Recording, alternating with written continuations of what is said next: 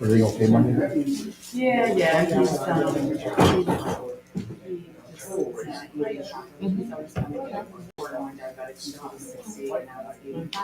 just wasn't eating whatever.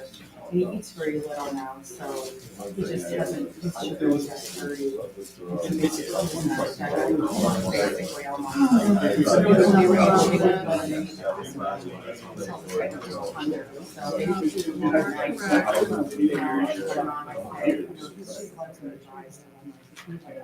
What's the best?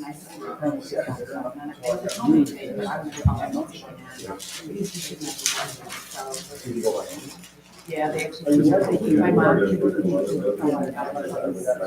Saturday and then Monday night. And, so that, after 2 hours, so they did, they actually had like a chair, because they're actually driving to the second floor, so they should share and they put him in the chair, so they should carry him out in the chair, which I thought was really honest. I was expecting like this journey or whatever. So anyway.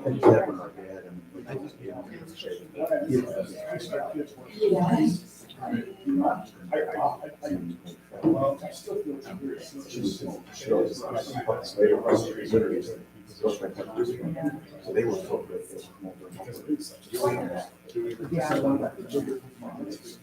Yeah, just having to do better with eating and stuff.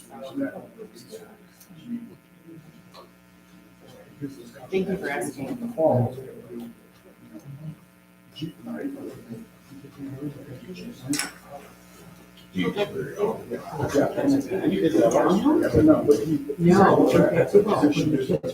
didn't put it on. It feels warm in here tonight. My neighbors was out with my daughter's like, and I can jump out. She's like, Lovely story on Gene. I know. We did receive a letter from the governor that day. Oh, yeah. That was lovely. Thank you so much. And the ICD too. Yeah, she's fantastic. She's one of my favorites. But we went to Crystal Mountain. Oh, yeah. That's Well, they probably, I probably did it for like 3 hours. Sure. It was significant time for something that's not a long time. Yeah, I gave him the one that said I do enjoy it. I do. Just. Sorry,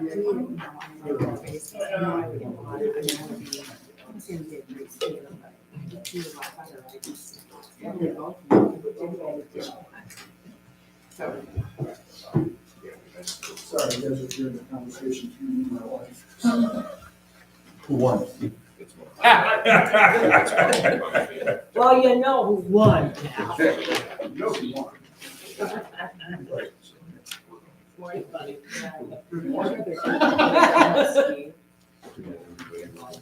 think so. All righty, call the meeting to order. Kim, you got roll call. Got it. Any public comments? Not hearing any. We'll move on to consent agenda. The minutes, the treasurer's report, budget amendment, and the audit report. So I look for a motion to approve the consent agenda. Support. All in favor, signify by saying aye. Aye. Was that you, Catherine, or you, Debbie? Yeah. Opposed, same sign. Next item on the agenda, executive committee meets as needed. We haven't met in a couple of months. Committee reports, minutes. We talked about this a little bit at our retreat the other day. Just refresh everybody's memory. The idea was that anybody, any chairman or any board member that was on any of these committees that wanted to talk about anything specific in here or specific problems or questions or wanted board input on anything, this would be the time to do it, but it would be best if you brought it to Jim or I before we put together the agenda so we know what's going on. So other reports, subcommittee business, Jim? Subcommittee business at this time, we do not have anything. Okay. Center for the Arts, Jill? There's a little over 2 more weeks left to see the nationally touring microscape quilt exhibit in the gallery. We've had a fantastic turnout, people coming specifically to see this. Saturday, we had a woman that came from Lansing just to see this exhibit. So I'm very, very proud of that. We had a tea last week on Wednesday, which was also very successful and something new for the gallery. On February 22nd, we will open the Chatfield Student Art Show, and that's the start of the student shows. That's followed by the Michigan Art Education Association Show and the Lapeer County Community Schools kindergarten through 12th grade shows. Gallery classes offered in January are the private wheel throwing pottery classes are back on Saturdays. There were 2 sessions of hand-built pottery, one for children and one for adults, and one for adults sold out. The Bob Ross inspired oil painting classes are so popular that in February we're going to offer 2 sessions. We had 3 sessions of imagination and court classes, 2 for kids and 1 session for adults. And we now have an intro to photography class being taught by the Lapeer Photography Club. We will be having a new instructor upcoming in March, and we're going to be offering glass fusing classes, which I'm really excited about. I haven't been here since October, so a little catch up on the theater program. This December, the virtual theater program presented Miracle on 34th Street. So far, there are 424 views on YouTube. The fall shows of Poltergeist had 248 views, and Dracula has 728 views on YouTube. We have no idea who's watching this, but it's kind of cool that we have that much of an outreach. The youth theater program presented their first ever Christmas play in the Pix on December 15th and 16th. The show was Ho Ho Ho, the Santa Claus Chronicles, and was surprisingly successful. We had a total of 337 patrons over the 2-day run. I was pleasantly surprised with that. December was an insanely busy month for the Pix. The community theater show, the best Christmas pageant ever, ran for 3 days. Normally their shows are 2 days. It did quite well. And then we have the addition of the Picture Theater Show, Home Alone, and the 3 redneck tenors plus 2 private rentals. January has continued the trend to be crazy. Fresh Horses was a sold-out show, as was the 2 shows of Exotic Zoo, which were on Saturday. This Saturday, we have the comedy of Mike Bobbitt, and next week, on January 31st, in the gallery, we are hosting the Lapeer County Community Foundation LEAF program kickoff. That will be from 4:30 to 6:30 in the gallery. With the combination of the shows at the Pix, classes, visitors, and the opening reception, over 2,060 people visited the Center for the Arts in the month of December. I have given you copies of the fiscal 22 first quarter report, which was approved by the Center for the Arts Board back in November 8th. There are a couple of things to know on the operations. You'll see that we are at 108.64% of our budget. That's because of we had budgeted the lake system to all be in fiscal year 21, but it didn't happen all in fiscal year 21. It happened in 22, so there were unexpected expenses there, and staff development is over because at the time we were budgeting, I hadn't thought of that we needed to have CPR training, so our staff has had CPR training, and we now have an AED in the fix. I'm happy to answer any other questions. Do you have any questions for Jill? Okay, hearing none. Next item on the agenda, board retreat follow-up. So first, thank you to all those who were able to join us at the retreat this past Saturday. I think it was a really good, really encouraging conversation, got some really good feedback out of that. So a few things, a few takeaways from that. One, a good portion of the conversation was moving our transformation strategy in the direction of arts and culture, maintaining family friendly as a key component of that strategy, but moving our direction. So our main overarching strategy is the arts and culture. So with that, Lee has updated our transformation strategy plan. I passed out a copy of that for all of you to kind of take some time and review in your time, and then we can kind of discuss and look at those goals as we move forward. But essentially what she did is she took all the elements we talked about that she put up on those Post-its and incorporated those as new measures of success, new priority projects, and activities. Now, obviously, this is a living, breathing document. It's meant to kind of change, evolve as we progress. So it's something that we would revisit on a regular basis. So I guess the first component of this is, I think we should probably make an official recommendation, an official motion, if we want to do arts and culture as our transformation strategy, a motion to actually officially change it and adopt that as our strategy. I make a motion to adopt the arts and culture transformation strategy as an official form for the DDA administrative. I'll support it. Moved and supported. Is there any discussion? No discussion. Okay, well, all in favor signify by saying aye. Aye. Opposed, same sign. Motion carried. So Lee is also going through and taking all the material that she talked about as far as tracking our measures of success, updating the work plans, the communication plans to reflect the arts and culture strategy. She's going through and updating those. So I will send those out to everybody so that they have them once they're updated. I will also email this to everybody so that you have it as well.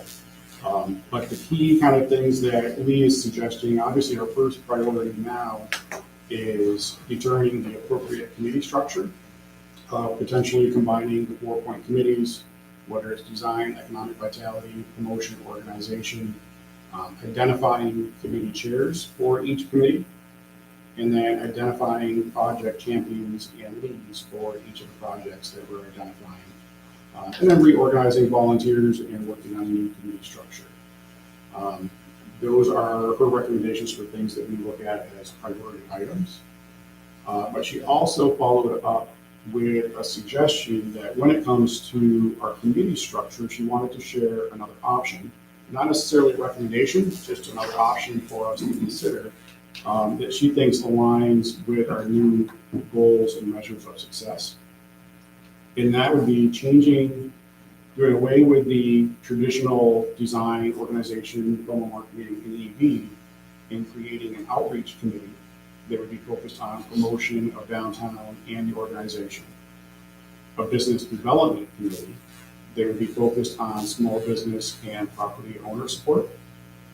A placemaking committee that would be focused on design, historic preservation, and other placemaking efforts, and to separate events committee.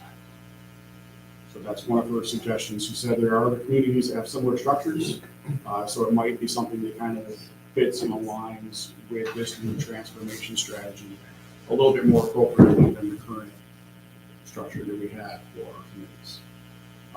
So that is something to discuss. I don't know if we want to discuss that at the board level, if it's something that you would prefer one of the committees to start with, and evolve from there. That's where I think it'd be feedback from you. nice to see a breakdown of what responsibilities and roles would fall into each of those new categories. Okay. Yeah, I agree. I think it's going to require a little bit of study, and maybe the organization committee would look at it a little harder and make a recommendation. It would seem to fall under that committee's responsibility. But also that would help us explain to the general public what each one of these committees would do, and it might help bring them in as well. Well, this is what we're requiring. I think you're Some might right. think it's too much. It sounds Because clear. they have no idea. This other one sounds a little bit clearer to understand, for sure. I think when you talk about economic vitality, I think people are like, what is that? Right. What the heck do you do? And I think if we're talking business development, which encompasses more than just economic vitality, I think it's easier, it's more plain language. So I think you're gonna get people to buy in and understand, like, if they're volunteering or, and we're partnering with the DDA, I think that will make more sense. Yeah. So I can reach out to Lee and see what some of these other communities are that have similar structures and see what they have in place for each of theirs. And then do you want me to bring it? So I just agree, I don't think it should go to organization. I think it's about this board buying into whether or not this structure, these four particular committees make sense for our organization. So I think we should get the details from Lee on the, what each of these committees would do. And then I think this board should, next month decide, yep, this makes sense, let's go ahead and implement this. Because why would we just, we really need to have all board members on that decision. I don't think it should just be the organization. Oh, I didn't mean just we make the decision. Right, but I just think it should be, the discussion should be here. Oh, yeah, I definitely agree. Well, I think even at the retreat, we discovered that our current structure is not working 100%. And that maybe some modifications do need to be made in order. There were ideas that were thrown out to combine things, and I'm not convinced that also is a good solution. I do like this because of how it's worded. It's much more clear, succinct for the general public and shareholders to understand what these committees are, and what we have presently are really vague. Economic vitality sounds scary. Like if I were somebody who didn't have any involvement in the community and wanted to get involved, and Jim said, well, we've got a position on our economic vitality committee, I'd be like, ooh, that doesn't sound like, Yeah. I mean, they all sound sort of overwhelming when you really break it down. It's a design. Well, what does that mean? Am I designing? Am I doing or am I- blueprints? Am I Right. Organization, that sounds very Vague. adult. Yeah. And it could be further from the truth. Well, I think it sounds to me like basically all we're kind of doing is rearranging the chairs and giving them the names. Our mission is still the same. We're just gonna lay it out a little different. Maybe That's more efficiently. kind of what I'm getting out of that. But I like what we talked about at the board retreat. I like the idea of all these projects that we could look at, and whatever we decide we're gonna work on this year, we divide them up among whatever committee structure we're gonna have. We say, okay, these make sense under this committee. Because sometimes I feel like we're working in a vacuum and really, we don't have really valid projects under particular committees. Like organization, I think we always struggle, like, what is our mission here? What are we supposed to be working on? So I think it makes sense to take all these projects and whatever committee structure we decide to do, then, place those projects under whatever applies. I just think it makes more sense that way. I think I mentioned in the business development that when we're trying to ask the community for money, fundraising, I think they can get their head around that. Okay, you want to help downtown and businesses. I think that's easier to sell or ask. Any further discussion? Is everybody kind of in agreement? We'll try to put this together and everybody have a chance to look at it on a piece of paper or on a screen before next meeting and discuss it from there. When you're laying this out, are you going to include because one of the things that we had talked about was putting a board member at the head of each of these committees. And, we're going to, if we implement this change, I think that's the appropriate time to implement, the restructuring within each committee. And then also, I think before we roll it out to those committees and the volunteers that are within it, we should probably have the structure of the subcommittees within each group as well. So I think it would be important that we kind of slow it down and roll it out the appropriate way so that when we get into those meetings, we're not kind of fumbling our way through it. And losing volunteers in the shuffle if there's confusion of where am I supposed to go? Yeah, we really need to highlight how effective this is going to be and how it's going to better, their time and investment into what we're trying to accomplish.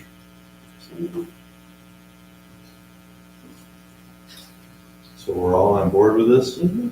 Okay. Any other thoughts or comments from the retreat? Questions from the retreat? I thought it was actually the best retreat we've ever had. I know we had a good retreat last year. If we did, it was a great venue. But I thought the dialogue that we had this year, and I know for all the new members, you wouldn't have that knowledge, but I thought it was really, really good. And I just liked the setting, like the glass, and that was a good way it was a good place to do the retreat. I learned a lot. Good.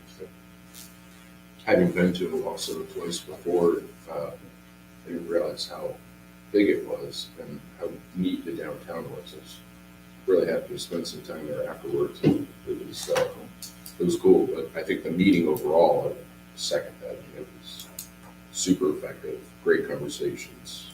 But I think the venue really kind of spurred and allowed for a lot of those conversations that took place. So it was good. It's interesting. I stayed the night there and was really quite impressed. I mentioned that also at the retreat, that I was really impressed with how engaging the businesses and the employees were, being sort of hospitable and introducing themselves and trying to find out. It's just one of those things that I'd love to see more of our businesses sort of take that format. And I think they even came up with a co-opetition, which is a cooperative approach to promoting other businesses within their community. So when you say where else is there to go, they were just like, oh, well, you should check out this and this, and this person did a great job with blah, blah, blah, and there's this. And I think that we just need a little bit more of that to understand what's within our community, within the DDA or the Main Street District. It's delightful. I'd also love to have an opportunity to maybe do a workshop or spend some time with an exchange with the city of Owaso's DDA, because we are compared so often because of our size and the styles of our city. I'd love to see an opportunity to maybe do a visit with their DDA to see what some of their hurdles. They're a few years ahead of us in the Main Street program, but they've had some good successes. And so I'd love an opportunity to sort of meet with them. That was the one thing I thought we missed on Saturday. I can see if I can set that up. We actually did that. I think it would be good to revisit. I think it was like second year in the program. We did a visit to Owasso. I don't know who all necessarily, but I remember Tom Bettman going, he visited us, but we did do a visit, so I can set that up again. The other thing we talked about, just briefly, not very long, is whether we kind of revisited the idea of do we want to become a 501c3 or not. And I was going to gather information regarding the context I had, because I think it's been, I don't know if that was before COVID or after, or during, but it's been at least a couple of years since I made all those contacts. And so I do think we need to put that back on our agenda, that we need to revisit that. And maybe that's in an organization committee or whatever that looks like. But I do think we should discuss that. Make it fun, kind of like make a decision, because I don't want to leave it out there, like, should we, shouldn't we? But I think we need more information before we can have that on the agenda. I think it just kind of died somehow the last time. We all kind of came to the same conclusion, but there was never any formal, well, we're going to forget about this or whatever. So that would be a good idea. Yeah. After the retreat, I walked around for about a half hour and went in about 8 or 9 places, and I was so impressed by the knowledge by the store employees of the downtown. I was just saying, I identify myself from where I'm from. Oh, that's cool. And, I was, sharing a little bit about Lapeer. But they also, a couple of them, handed me this, like an index I should have brought with the car. But it's a two-sided, but it's really just like a little handy map. So they they do a lot of cross promotion. I mean, one bar owner, you gotta go over here, they get the best hamburger in town. You know, the way they just talked about, we have some of that here too, but so impressed by the knowledge of just in a couple of my teenagers, you know, that they were communicative. I mean, I've been in a few places here where they don't even look up at your phone. Like, really, you know? But also another thing that they stressed, a couple of people to me, is that among their communities, they really want to be proactive and get more. So they said more EV charging stations downtown. That brings in more people to town. They stay, they have a history of that already. So I think we need to really step that up here. I think it should be one of our, I saw it mentioned design committee, but I think that needs to be the highest priority between us and the city to get that, and with private enterprise to get several down here. I don't know if you guys agree, but I think that's where we're going, and I think a lot of people, they travel that way. And they want to know where the next town is they can charge and what to do when they're in that town. The convenient thing for Lapeer is that, of course, we are close to the I-69 corridor where Owasso is about a 17-mile distance from an expressway. And so we could actually utilize that to our benefit if positioned and marketed well. Well, our board expert on EV is Jason. Jason has a couple of different views on that. Would you like to share that with us, Jason? Yeah, we're severely lacking on electric vehicles and had them since 2010 and various others, but we definitely need it. Even me as a business owner needs one severely. I just installed 2 stations at my dad's house because we don't have them here. I have nowhere to charge these vehicles, so that's not a good approach. But yeah, I would love to help make that happen somehow. I don't remember all the details, but or when it might happen, but there was some that was sent out by Dale, the city manager, regarding these stations and partnering somewhat with Kroger's, I thought it was. I don't remember any location downtown. Right, DTE, I think it was DTE announced a program in partnership with Kroger that they would be installing some at select Kroger locations around the DTE area. And it was one of them, but none of them were in the downtown area. We did learn at the MML also that there are some funding opportunities that are a match type program for green energy and or EV stations and creating some of that. So that might be something that in conjunction with the city that we take a look at how we might be able to leverage some of those funds to help reduce the cost for either business owners to install them and or the municipalities. And if we can find out where they are, where those. I'm sorry, say that one more time. There is grants up to 60,000 per Yes. station. Yes. I reached out to the people who run that, and they're still available apparently as of like 2 months ago. So I don't know if it's a DDA, we should send a letter to this administration here to say we want to be a partner for this and let's locate some sites, you know, whether it's on city parking lots. Well, I was just gonna say that, let's find out where these, what cities currently have the, energy efficiency. And then we can target them and ask them how they went about it, maybe, what funding sources did they use? Do you know approximately how much one of the charging stations cost? About 60. Okay. For the big, fast charging station, that would be worthwhile. Anything else, like, I think at this point in the development of all of this, if you don't go with a fast charger, you should install it. exactly, Right. that's not worth it. And It's the gonna stand contact I have outside. there for DT, they will walk every step of the way. Kind of walk your hand through the process. How long is the fast charge? It varies. Tesla's like starts out at 300 miles per hour, and then goes down from there depending on the road. All the way down to 40 for like a residential type, 40 miles per hour for residential. My understanding is there there might be some oversight from the government coming down to make the plugs on the cars all universal versus having. I hope so. Yeah. If you look at like a Tesla charger versus everyone else's standard that they kind of adopted, it's much larger, it's kind of clunky, it's not very simple. You plug a Tesla in, it starts right away. It knows it's attached to your credit card. The other ones, if I visit like a random Kroger or Pine Up, I'm fighting with the RFID cards, it doesn't work, I have to call them to start it. It's a pain, so I hope they adapt some of those newer standards. Right. Simple. My concern with trying to move on this too quickly would be, are we better served to wait? I don't think so. I don't think so. Do you think that they're gonna It utilize? does change rapidly. There's so many changes and ongoing changes. Yeah. Tesla's adapting with those changes, and I imagine everyone else will adapt. And they're easy changes too. It's like Just change retrofitting. out a core, it's basically what Tesla's. All right, so if you put in the unit, you can, Yeah, Okay. it's scalable. You can add additional units to just the one once it's there. okay.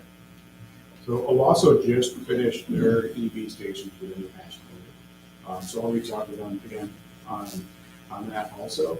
I know one of the things they had to do was not only installing just the EV stations, but they actually had to go through and update their electrical infrastructure as a part of it.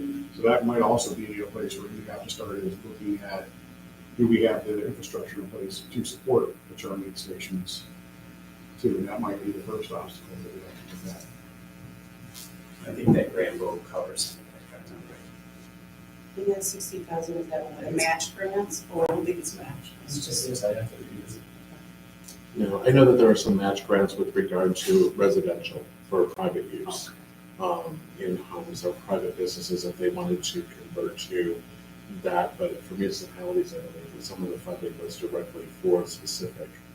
And we certainly could leverage, we might even be able to leverage a work relationship with the county. That would be quite nice to have something that is Yes. a collaborative collaboration between all the municipalities. It's been a while. Any other discussion on that? Two? So transitioning, I guess, to just our Main Street report. A few things that I want to give some updates on. First, I mean, given the conversations that we had at the retreat, I did reach out to Jessica Flores, Preservation Forward. She's worked with Lapeer in the past through Main Street on some of our design consultations that they've done for a few businesses. But she is a historic preservation expert. She teaches at Michigan State University and has kind of a passion for that and can give some good guidance and assistance. So I have a phone call with her on February 3rd to discuss the designation and some of the projects we're looking at, maybe even get some more information on certified local governments. As far as next steps on that. And also have a conversation scheduled with Commonwealth Heritage Group. They have an office in Dexter, Michigan. Same thing, they were recommended by H2A architects that have done some work in the Lapeer area. When it comes to putting together the materials needed or the resources needed for historic designation, they have that experience as well. So I have a conversation scheduled with them to kind of get an idea of what they could bring to the table and also start looking at what cost factors might be involved as we move that program forward. Our annual giving campaign, we are now at $4,350 for our annual giving. That campaign was focused on the planters downtown, the restoration of the cupolas, adding more perennials to the planters. We do still have $2,500 left from a branding grant that we received in 2020 that is designated for those cupola restorations. So with that grant, with those funds, that gives us, our goal was 7,000. So that brings us just shy of that goal so far. But that does give us enough to move forward with the cupolas as far as updating those, restoring them. And I met with Ryan from Parks Department yesterday and also Eric from Parks Department to talk about strategies for perennials and just kind of making those planters look nicer on more of a year-round basis. They also are happy about the fact that we were looking at arts and culture, and they suggested, it could be an opportunity to look at those planters as place for sculptures as well to help enhance each of those. So something to think about and look at down the road to enhance those. We are wrapping up our participation in the Pure Michigan pilot program. We have a wrap-up meeting mid-February on that.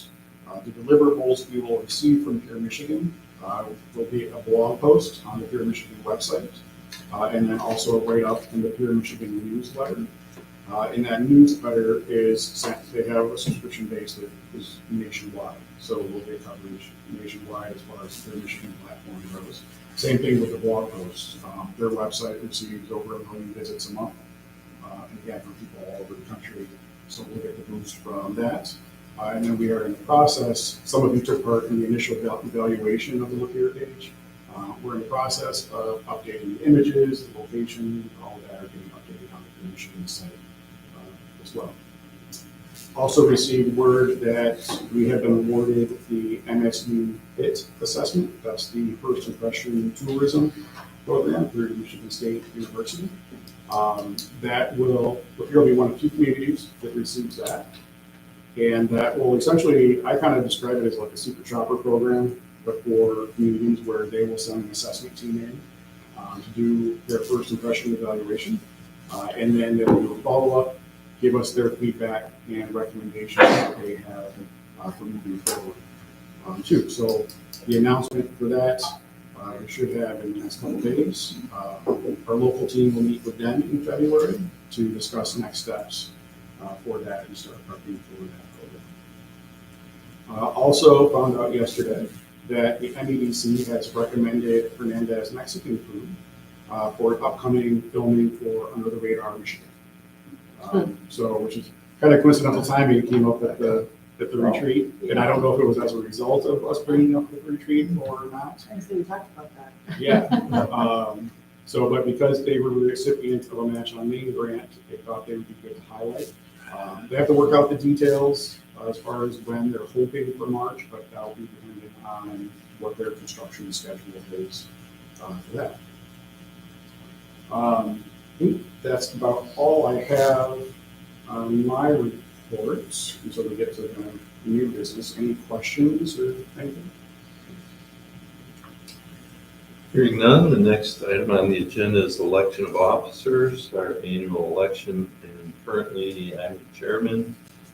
Bailey is the secretary, Dan's the treasurer, and Catherine has graciously agreed to come on as vice chairman. Ginny Bruin was our vice chairman. You all know she's not here any longer. So I look for a motion and any nominations from the floor. I'd like to make a nomination of the following slate, that Catherine Bostic for chair, Tim Rudehorst for vice, Dan Gerlach for treasurer, and Ashley Fanson for secretary. The thing I have is I feel that I cannot provide enough to this board, and my plan is to drop off the board as of today. No. This will be my last meeting. I just can't do anything. I mean, I can't make it to the retreats. If it's not at 8 o'clock in the morning, I can't do it. And then half the time, 8 o'clock in the morning, I just don't get up. So I'm just working so hard right now that I just, so I'm gonna drop off the board. So you'll have to find a new treasurer. Sorry. Damn.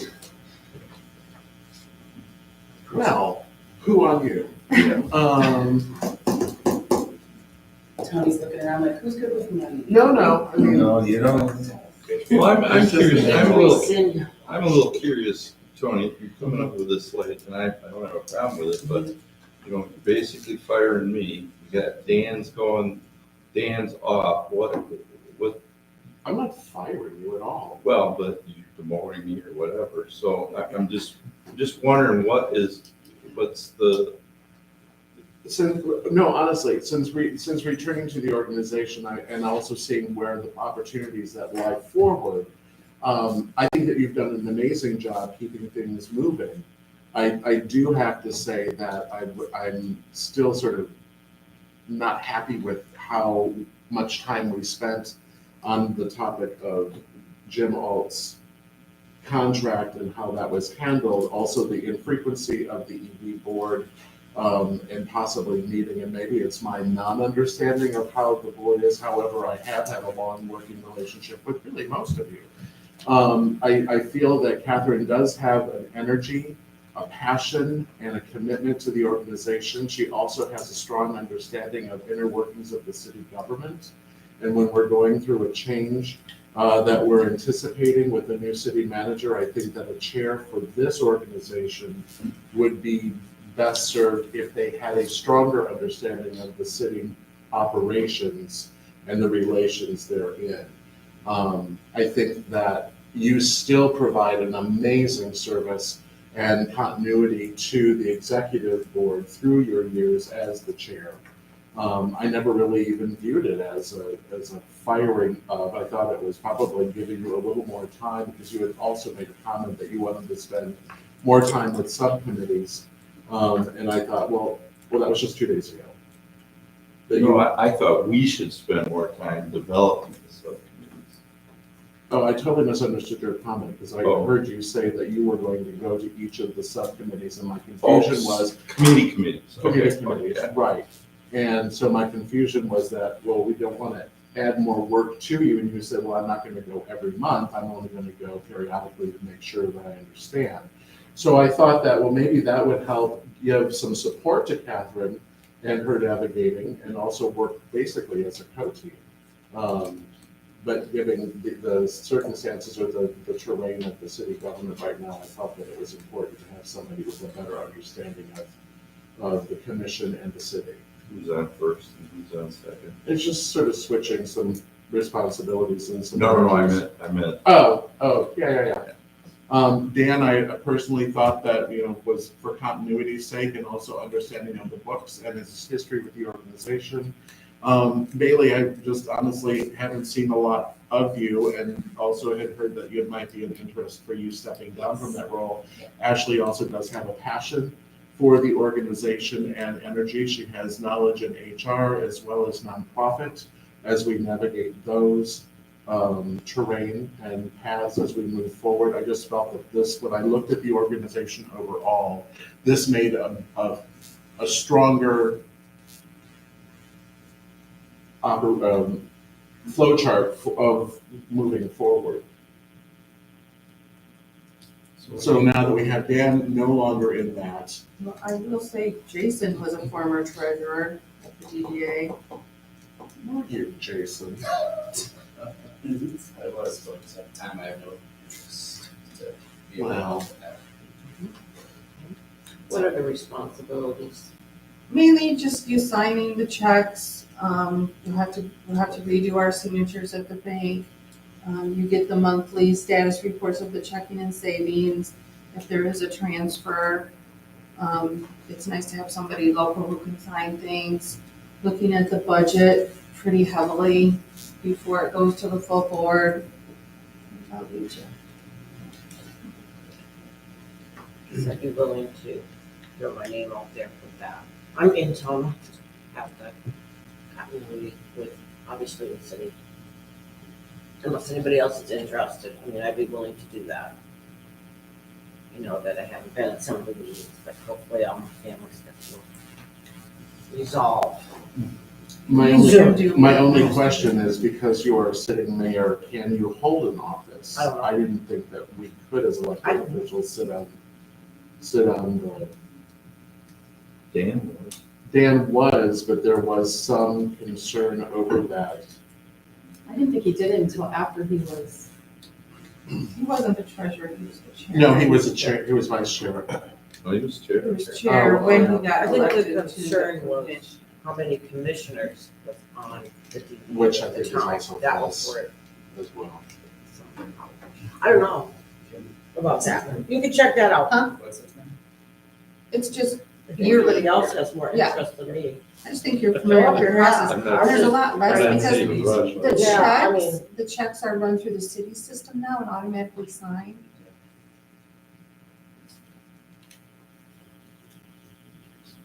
Do you think that there's a consideration that you would be able to do it for the next year as treasurer? It makes it easy and, We, No one me and else. Jim both make it easy.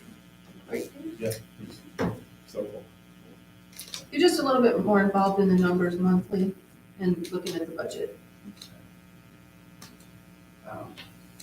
I mean, I would throw it to newer members, but I also think that they need more time in a financial aspect to understand the ins and outs of what the organization is. How the money flows, Yeah. Well, if Debbie's willing to do it, Just check into that, I guess, if that, I didn't even realize that might be an issue. I don't know if it's an issue or not, I just, That's a Ramona question. Dan, if I threw my name in the hat, would you be willing to assist if I ever needed, have any questions or help me go over the budget for like the first month or two to just kind of transition the role? Yes. Then I would throw my name in the hat. then I would make the recommendation that we have Catherine Bostic as chair, Dan Rudorts as vice chair,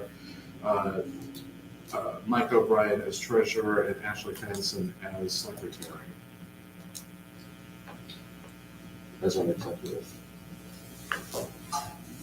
I will support that motion. we have a second. You have, no, that was the second. Huh? That'd be That sad. was the second. Oh, you mean, That's all right. okay. Any further discussion? All in favor signify by saying aye. Aye. Opposed, same sign. Motion carried.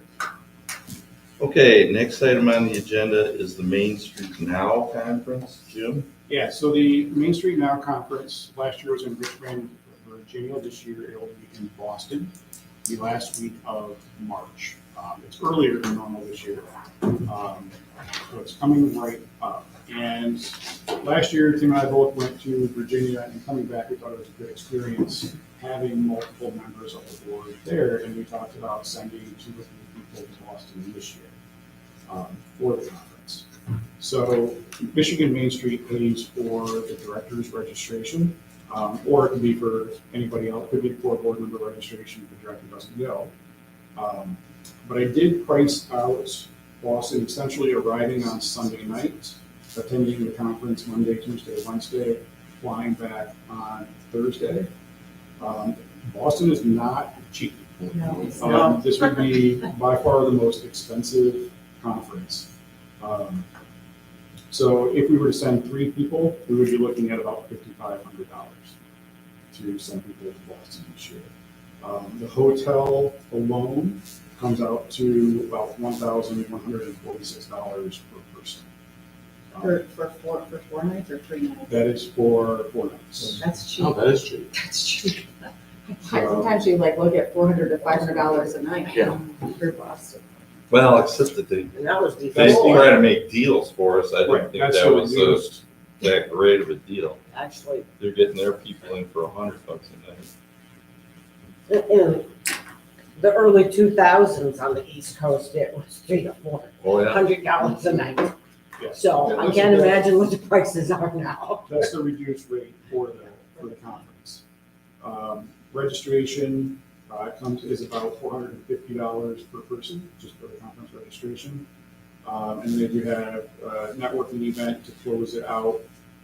That's just a $60 cost. Flights right now are right around the $300 range per person. So, I still think there's a benefit to sending multiple people to the conference.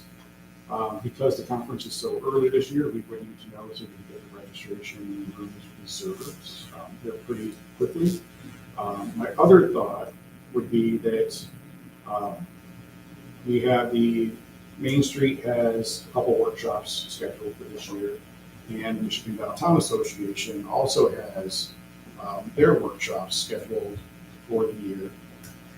Michigan Main Street is doing a workshop on real estate development. That's their spring workshop. It'll be in May. That'll be in Milan. And then Michigan Downtown Association has their annual spring workshop. It will be in East Lansing this year in March. They'll have a summer workshop. It'll be in Alpena. And then they'll have their annual conference in the fall, and that will be in Birmingham. Those are similar structures to the national conference, just more on a local level. Because we don't know where next year is going to be, just due to the national conference. So, but would it be more beneficial to send multiple people to the in-state conferences versus the national conference? Are there like themes or focuses on those conferences? So Main Street for their spring workshop, it's real estate development. So that'll be the theme for that. That's a 1 day. For the spring workshop and for the summer workshop and annual conference for the MDA, they usually cover a variety of topics, and there's multiple sessions taking place throughout the day. So the next thing we have multiple people there is one person can go to session A, one person can go to session B, so you can get more conferences. How many days are the downtown, the spring, summer, annual? How many days are those two? So through the MDA, all of them are 1 day conferences except for the annual conference for the MDA in November. That's a 2 day conference. And that's Birmingham. That's Birmingham. Yeah. Most of these this year, honestly, you could do in a day. You wouldn't necessarily need a hotel. The exception probably being Alpena. Having been to the national last year, actually, these in-state ones might be a little more valuable.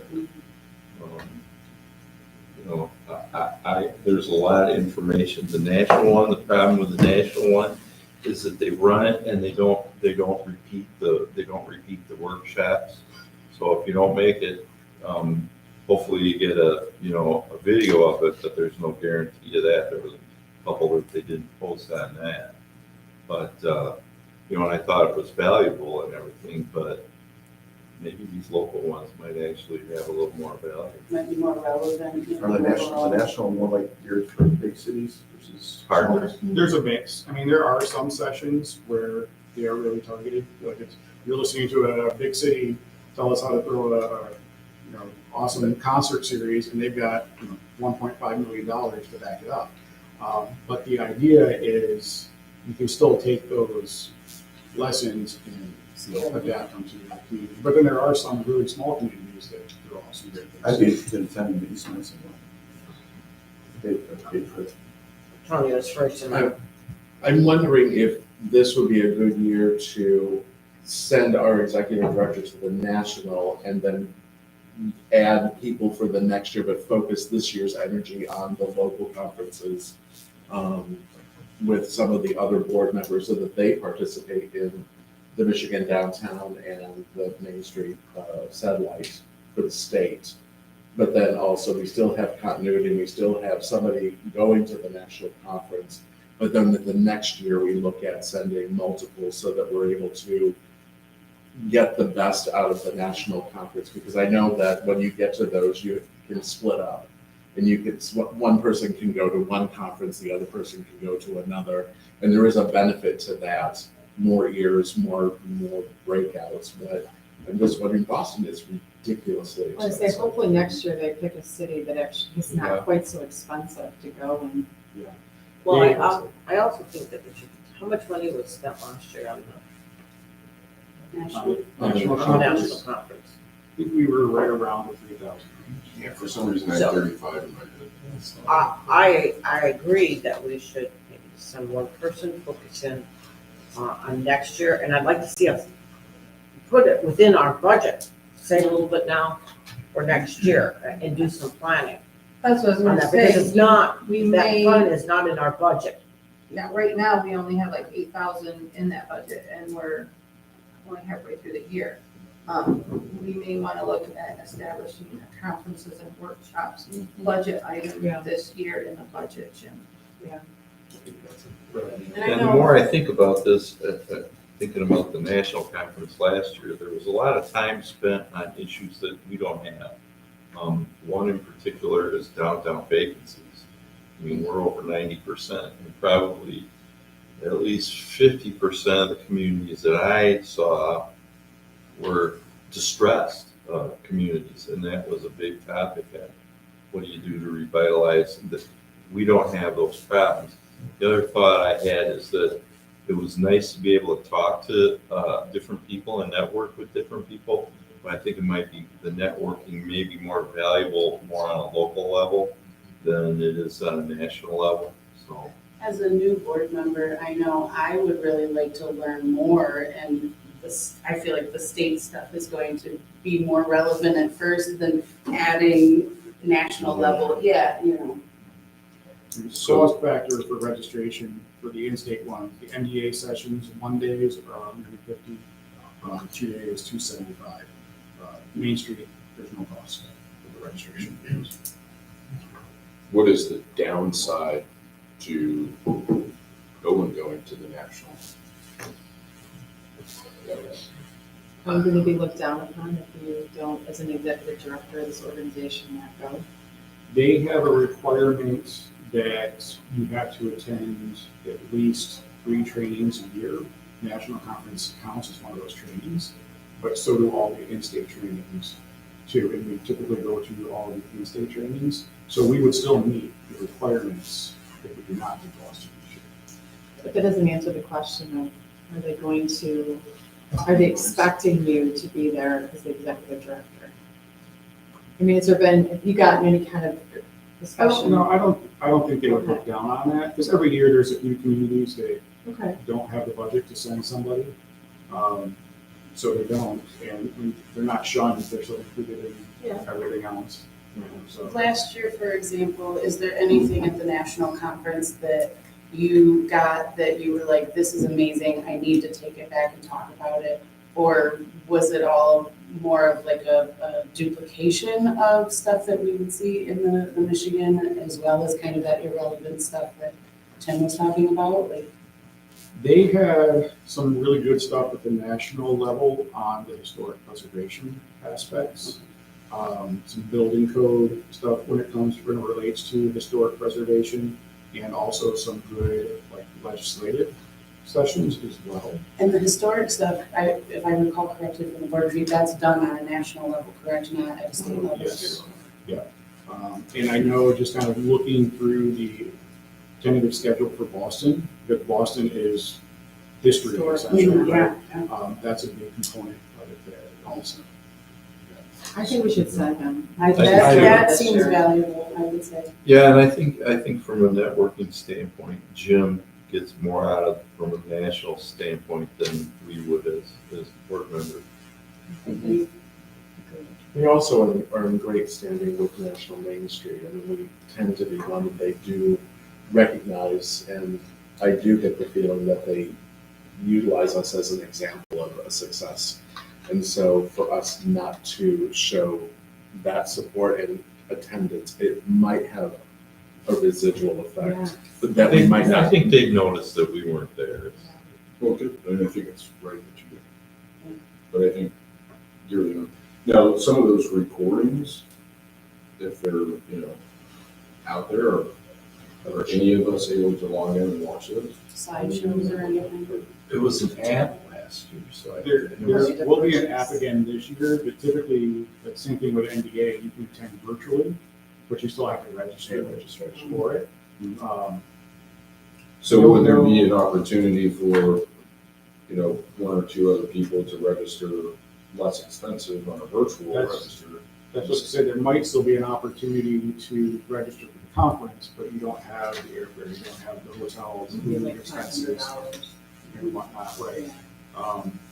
I can investigate.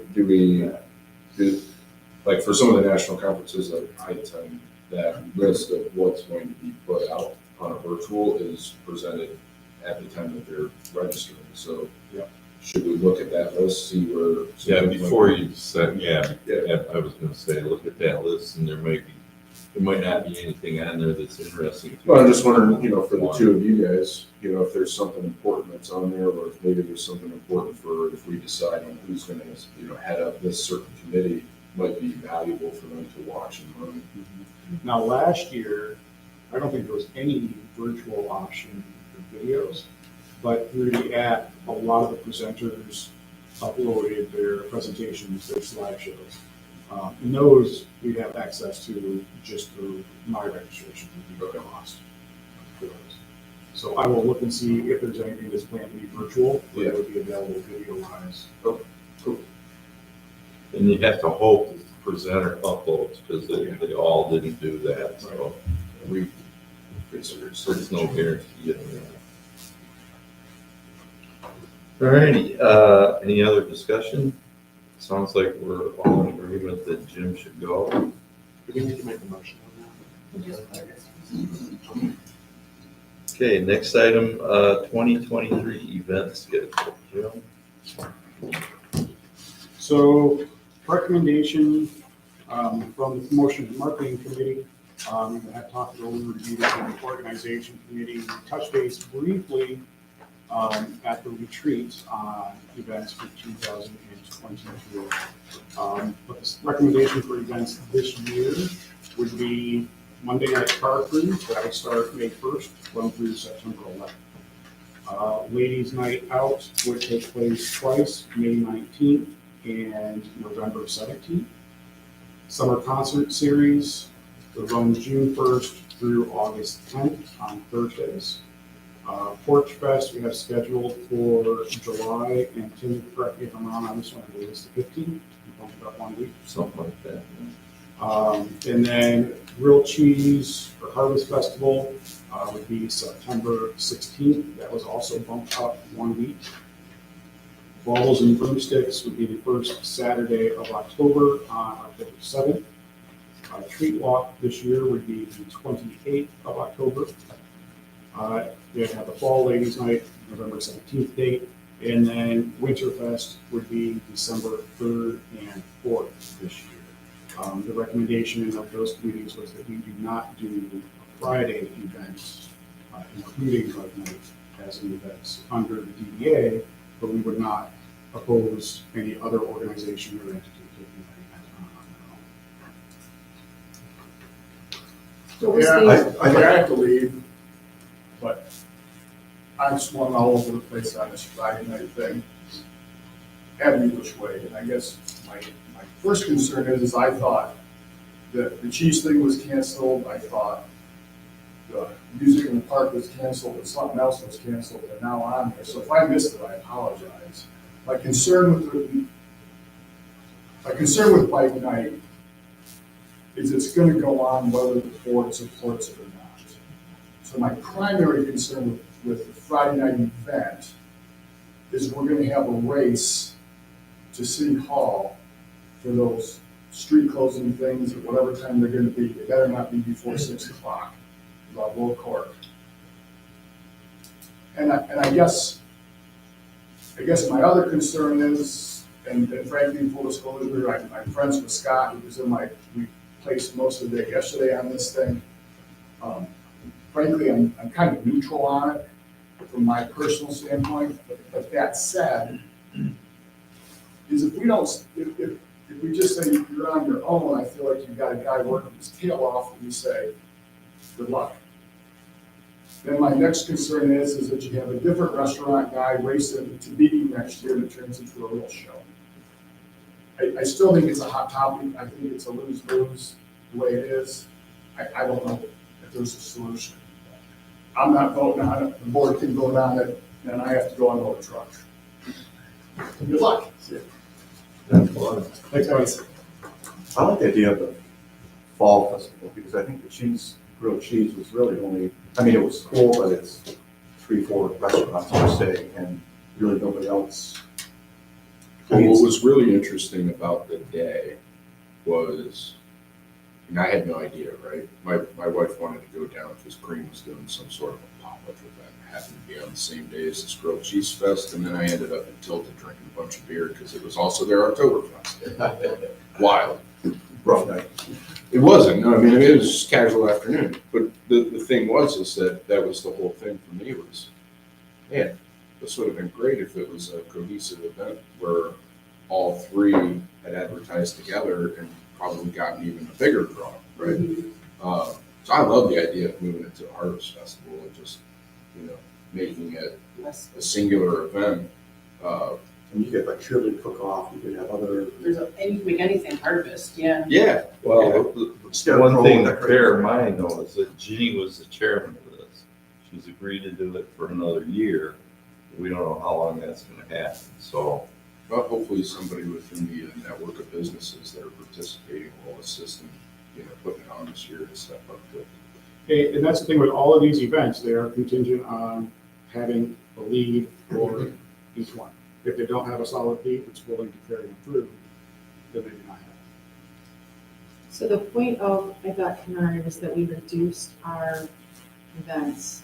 And so when we talked about this from a standpoint of bike night, it wasn't just reducing, because of how many nights it's going on, really by reducing, having bike night be put on by whoever, not sponsored by the DDA, we were reducing 12 nights, 12 events in a sense. So, why I appreciate what Buddy's saying, and I like Scott, I think it just doesn't make sense for us to sponsor that based upon the amount of commitment, volunteers, all of that has to happen. So I thought, my question, I guess, is your recommendation, or the recommendation is we maintain all these events except for bike night, correct? Yes. Okay, just to make sure I was on the same page. From the promo and marketing committee, what, we kind of, in the discussion with Bike Night, we're talking about was, the fact that we're trying to strive to make a downtown that people are coming to regardless of if there's an event going on, not trying to make so many events that bring people downtown. So it was sort of decided that it was kind of a distraction from the main goal, as well as, our strategy. I know it's changing, a little bit, we're adding arts and culture, but the discussion of the family friendly, it didn't really meet, the group's idea of what family friendly strategy would follow. Well, I think the feedback from the community was that they want to come out on Fridays and Saturdays. And if we're having a weekly event on a Friday that's bringing in outside people, then it prevents the locals from being able to come down and enjoy the downtown on that Friday. Right. I also think that, the consensus among the business owners, downtown and property owners downtown was that they would prefer to not see it. So if the patrons are telling you no and the business owners are telling you no, Right. then I think that it's appropriate for us and the direction that we're trying to assist these people is to say no. Right. I do think, though, that we need to monitor the concert series. If the feedback from the local businesses is that it doesn't bring in or generate a lot of business for them, I think we need to keep an eye on that from an expense standpoint. And maybe, this would be a good summer to have some more discussion in our group, and maybe with the business development group, to coordinate and find a way to make it more attractive for those patrons that are coming, 100, 150 people, to leave the pocket park and, go and patronize some of the local shops. And that was one that we kind of waffled on, the summer concert series. But ultimately, I think it is bringing local people downtown, so that was sort of the justification. Well, and we talked about that, remember, improv? Not Shakespeare, improv. Improv. Yeah, not Shakespeare, we already have Shakespeare. We already have Shakespeare. And obviously, magic, putting some other things actually in that time period where maybe it makes it a little bit more interesting for our community. Yeah. Even if it could become like a summer entertainment series or something, so it's Yeah. maybe not always a Yeah. concert, but Just it a could be improv, magic, whatever. I think it's Right. also important that, and we had discussed this, it might have been at the work meeting, that we really do need to have maybe more board participation as hosts of each of those weeks, that we're not relying on our staff to necessarily be the spokesperson for the event, but they could also introduce themselves as a board member and proud to present this to the community, yada, yada, yada, that sort of thing. I think that we need more involvement from us there. It was at our board meeting, and actually I was the one that said, early on when I first got on the DDA, we used to send like a volunteer sheet around, getting people to sign up as board members for particular events. And we haven't done that in a long time, and I think maybe we should start doing that again. You know, the other thing is, I mean, granted, the bike night does bring in between 200 and 300, let's just say 200 and 300 people on a weekly basis, averaged out over. I think the question has also been posed of, if not bike night, then what? And honestly, our only other asset that the DDA owns is frankly the Center for the Arts. And those, of course, are the darkest months of your calendar year, in June, July, August, where there's not as much presentation going on. There's more rentals going on, and we have tried to do shows into June. But you're gonna run into the same problem you're running into with the concert series, which is Lapeer goes elsewhere No, during they the do. summer. Summer, they And- go, exactly. So our concentration moves to the youth theater, which we do bring in. You know, that's our most successful Right. endeavor. And then in August, we have Lapeer Days and this Lapeer Days. And yeah, August just gets shot right up. I wouldn't, September's really difficult for us to have, truthfully, September and October. We're fighting against football, back to school, all of those, with our locals, which is why growing our outside, people coming in from outside of here has been so valuable. right. But it's a building process. And you've touted those numbers, that we have quite a few visitors that come from outside our community. But, and we also Continue to grow. recognize that our local community does participate, but not at the level that we always want to see. I do think as an organization, though, don't be surprised if we ask for maybe some more from the Center for the Arts, if we're looking for what our investment in those businesses and buildings is to the city. Do you actually, and I don't know this for sure, but during the summer months, do you offer like movies? Do you show movies at the We theater? have, Because the kids are out of school, I would think, kids that maybe can't go on vacation somewhere else, they can come down and Like watch a matinee movie. movies or something. Yeah, I just wonder if you do that in the summer. we had some movies, during the pandemic, we offered, outdoor, we turned the Bay parking lot into an outdoor theater and asked for a pay what you can. And ended up with it averaged to $1 a car is what people are paying. It's the balance of, can we offer it? Yes, but it costs us money that we don't have. When was the last time we ran a concert or a movie or anything like that during a summer month? And how was the attendance? The last one would have been our summer play last year. Not a play, a movie or a concert, Showing a movie. The last movie was the outdoor one where, so not in the pits. So we've not run a movie or, a movie in the Pix Yeah. was just last month. no, I'm talking In the during the summer summer. Not the summer months, no. So we don't know what our data points are for that, I can tell you what they are for plays, but but not not movies for and concerts. concerts. So, but your Or- most successful sellouts are the concerts, right? It In the varies, I mean, our when you most- do these country tribute bands that are coming in, do they sell out? Not always, but we did the last one. Yeah, So not in September, not in October, nope. what was the attendance then? It was down, under 200, And what's the capacity of the building? 295. So you're still running, I mean, if you're bringing in 65% capacity. And Yeah, I like 100%. I don't know anybody Yeah, that doesn't like 100%. But we're getting there, we're getting there. So I think. We didn't have any when I started that were at 100%, and now we do, and we're getting back there since the pandemic. But to piggyback on what Tony's saying, I think, it's worth looking at trying to run a concert or run a movie, to bring in a draw. Listen, you're a great venue on a Friday night for downtown Lapeer. And if anybody's gonna be able to, generate a draw for the local businesses and the restaurants, it's you. But to say that it's not gonna be feasible, when we have no data to prove that it's not feasible, I think that we should probably take a better look at that. Well, what I can tell you right now is with movies, that we have. We've had, people want to see more movies, they want to see more old movies, we've added them into the schedule. We are still not breaking even. Now, taking a big leap of faith, in the first weekend of February, we're gonna be showing Summer of Soul.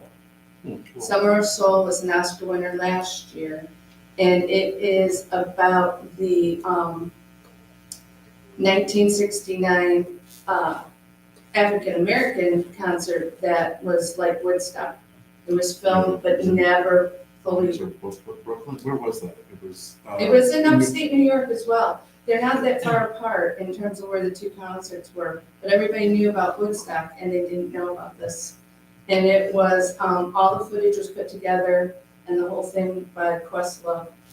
And it got great feedback. So we're gonna try that and see. That's the first time since I've been in the position that we've tried more of a first run movie. We've been showing older movies. We're gonna continue to try to show some older movies and see if we can build that audience up. But right now, we don't have it. And I know how hard it is to get people in the summer. We tried Art on Nipissing for how many years? It's really difficult because our core audience isn't here or they're doing other things. What in the summer, what are, you said it's a lot of rentals. What days of the week do those normally fall? Is that more weekend type Friday and stuff? Saturday. Yeah, we need a motion. We're doing dance recitals and pageants. Do we need to make a motion to approve this proposed list of events? Yes. Okay, so I'll make that motion. Second. Any further discussion? Dan? I have one comment about bike night, and this also goes for the city commissioners that are here. As a resident of downtown Lapeer, bike night, the music is so loud, you cannot hear the TV in your house, or in my house anymore. Last year, I was never home on Friday night. I did not go home until 11 o'clock at night after bike night was over. I avoided downtown Lapeer. I stayed at work, even though I didn't want to work until 11 o'clock every Friday night, because it was not pleasant to be home. And any event downtown needs to have the music so that it's not blaring so loud that it drowns everybody out that lives downtown.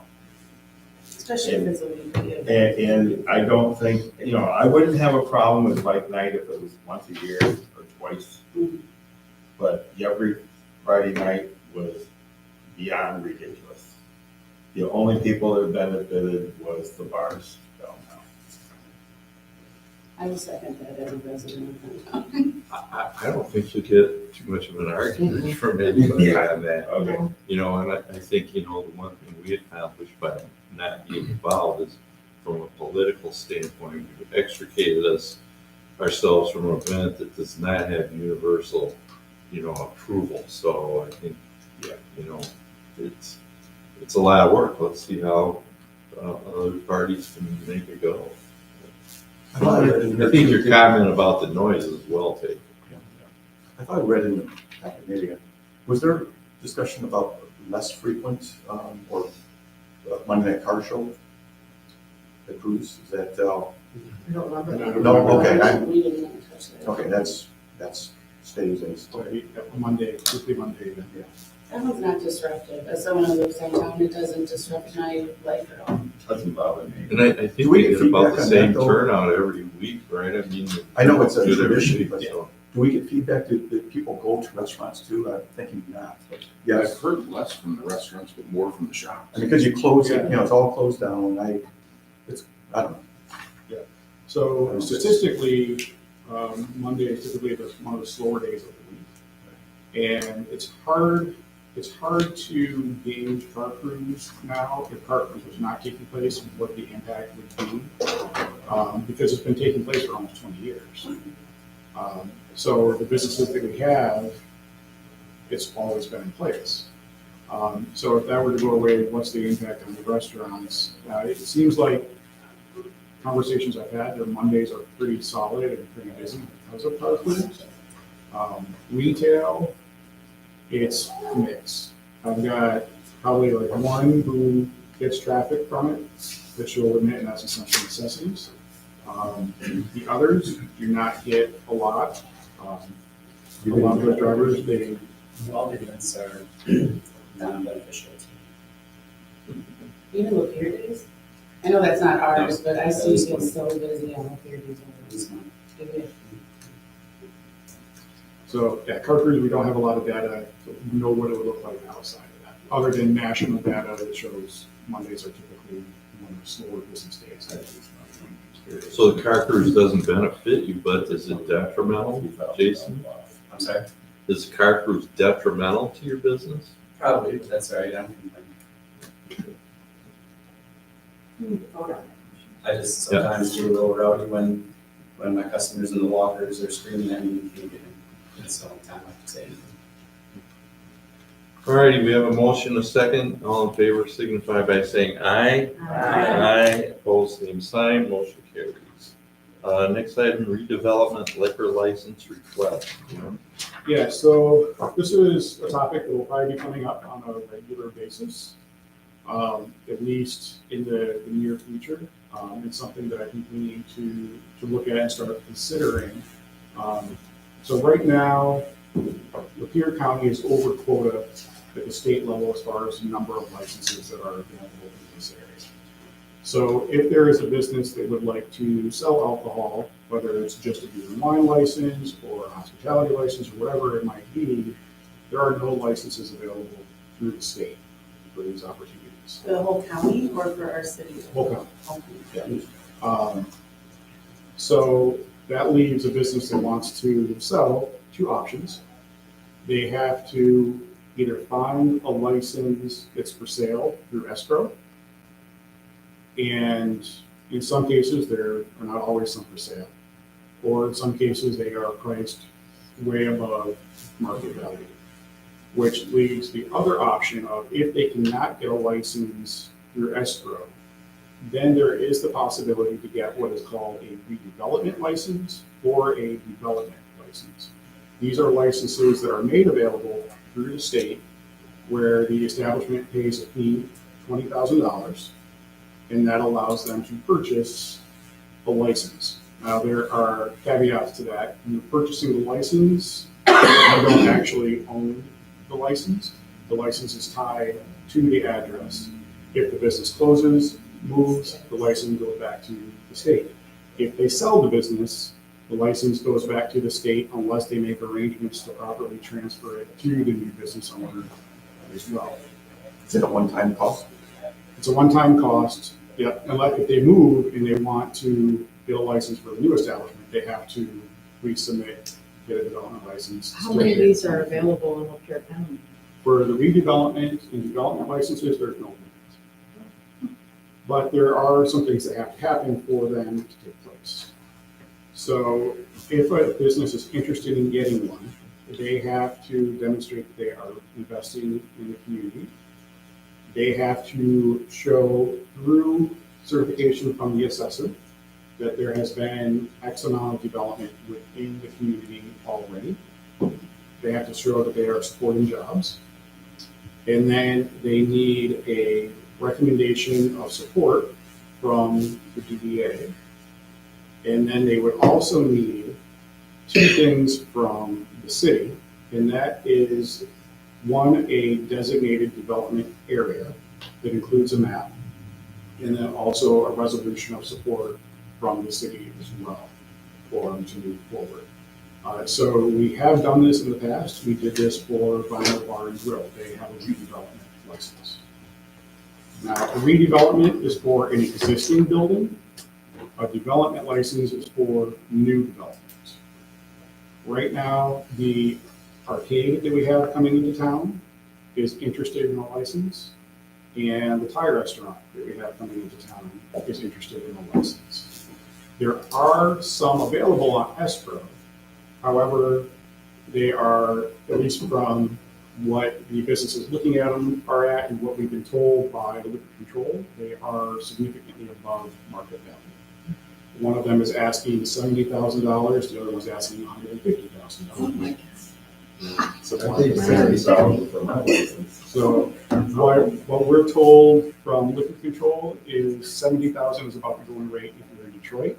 It should not be what you're paying if you're in a community level here. So the business would have to demonstrate that they reached out to them, they have to document the contact, they have to document the sale price, and show that this is what they're asking for it, and it's not redeemable through that means. Now, as of last week, the arcade has reached out to the two that are in escrow for the downtown area, but there is one in Oregon Township that they need to follow up on, and there's one in Mill Branch that they need to follow up on. So Cavelli's had one. Cavalli's is one of those. Yeah, Cabela's is the $150,000 one. So anyway, so where I'm going with this is we have two restaurants that are very likely going to pursue this avenue. And then we potentially have a new development where the fire was, and one of their goals, if that project moves forward, is to look for like more like a high-end restaurant or a restaurant that can do like an info business, where they're probably going to want some kind of things.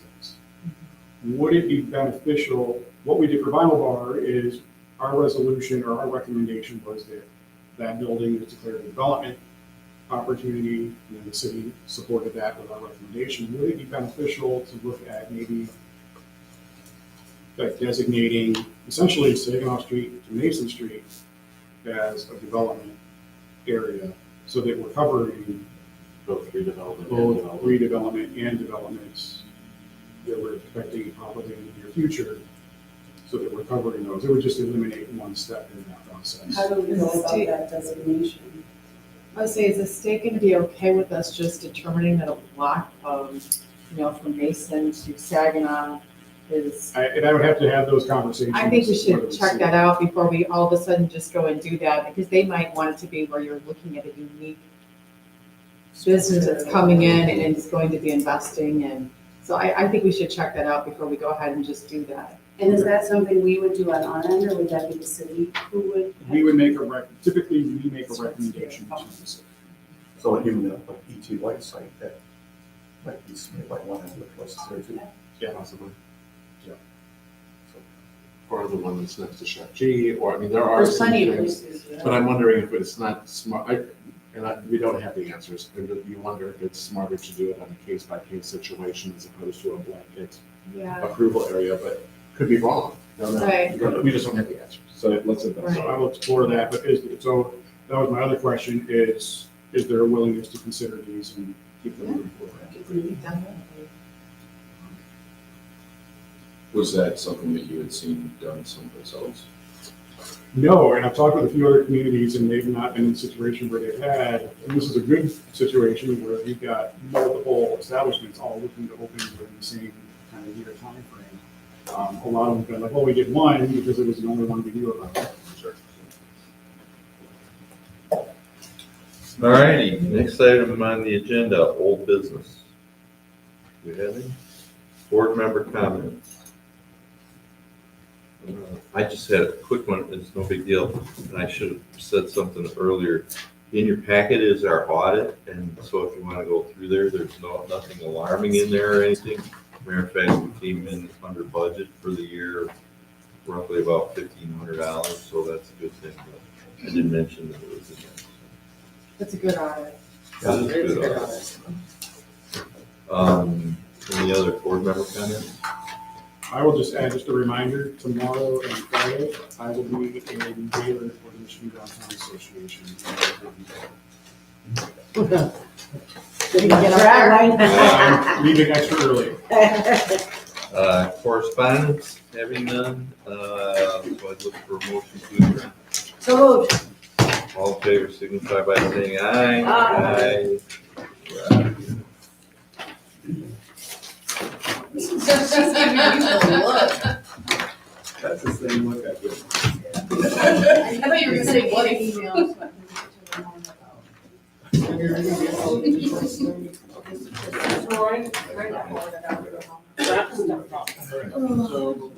real quick then, So this is the. No. Watching it, I get